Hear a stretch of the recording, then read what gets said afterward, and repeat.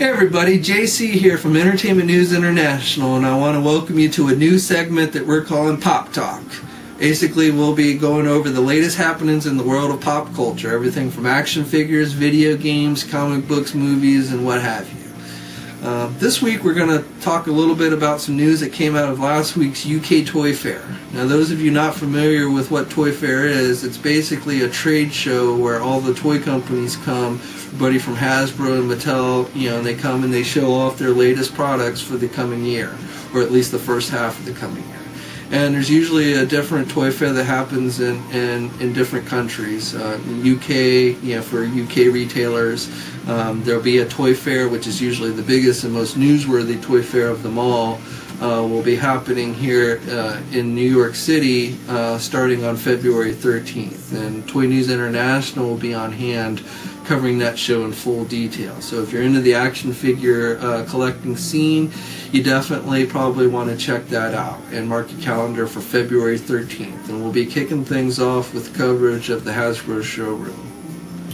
Now, speaking of Hasbro, at the UK Toy Fair there was some news in particular dealing with Star Wars. It's going to be a pretty exciting year for Star Wars collectors, I think.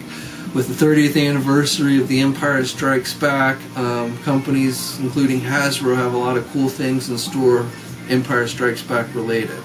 I'm really excited about this because Empire Strikes Back happens to be my favorite movie of all the Star Wars movies. We've got a new twin pod cloud car coming, a new snow speeder coming, the return of the vintage collection line is slated to happen this year. Those of you who've been collecting Star Wars the last couple of years are probably familiar with this line. It's a line more geared towards collectors. The figures are more articulated, have more details. They had these cool throwbacks, card backs to the old Kenner line, and they came with these cool collector cases. Now, not confirmed, but rumor is that this resurgence of the collector line, or the vintage collection line, is actually going to be more mainstream, meaning they're probably going to do things to try and get the price down so that kids and collectors alike will be interested in collecting it. I don't know the full details on that. Probably means we won't get the collector cases anymore. Might go to a more generic, standardized card back for the figures. However, images of 4 figures for the new line did debut at the UK Toy Fair. We got to see a new Bespin Luke Skywalker. Unlike this version of Luke, he's going to have the lightsaber that attaches, lightsaber hilt that attaches to his belt, and the face sculpt seemed a little bit better than on this one. There's also going to be a new Hoth Princess Leia figure. From the pictures, it looks like her jacket, her vest jacket, is going to be removable, so that you can have the figure as it appeared at the beginning of the movie when they were on Hoth and escaping in the Millennium Falcon, and then how she appeared after she got to Cloud City and changed to her Bespin gown, and then changed back to her Hoth outfit without the jacket to escape Cloud City.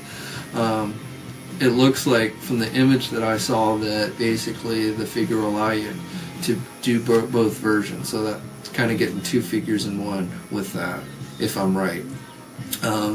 Another figure that was shown was a new Dengar, the Bounty Hunter, and AT-AT Commander General Veers, who also had armor that looked like that came off the helmet, so that you could kind of have him as an Imperial officer or in his Hoth gear. And that figure will look really good in the now confirmed new AT-AT toy coming from Hasbro. This is going to be a retooled version of the old AT-AT. It's been nicknamed Bad-AT for Big AT-AT toy. The thing's said to be close to 3 feet tall. The interior is going to have 2 levels now. There's going to be a spot in the back of the AT-AT that allows you to put a speeder bike. It's going to have a feature where Luke can slice open a panel at the bottom so he can throw in a little bomb like he did in the movie.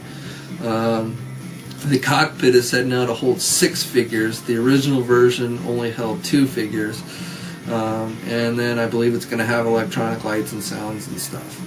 Too bad they couldn't make it so it walks on its own, but I'm sure that would be outrageously priced.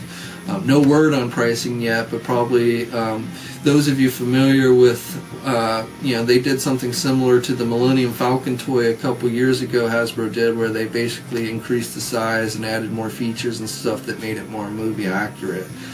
So that's what they're doing here. And so the price range is probably going to be in the $100, $150 range. Again, that's not confirmed, but that's just my speculation.